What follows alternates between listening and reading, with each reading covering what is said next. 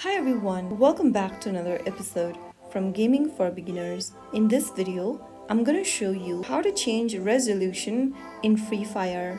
If you want a smoother gameplay or better graphics in Garena FreeFire, you can adjust the resolution within the app. Launch open the FreeFire application on your mobile device and from the main lobby, tap on the gear icon at the top right corner. From the settings menu that appears on the screen, click on display on the left hand side. Inside the display settings, go to graphics option at the top and choose from smooth, standard or ultra. If you choose smooth, it will be suitable for low-end devices. If you choose standard, it is okay for the balanced quality and performance. If you choose ultra, it is for high-end devices with best visuals. You can again go ahead and customize the ultra options.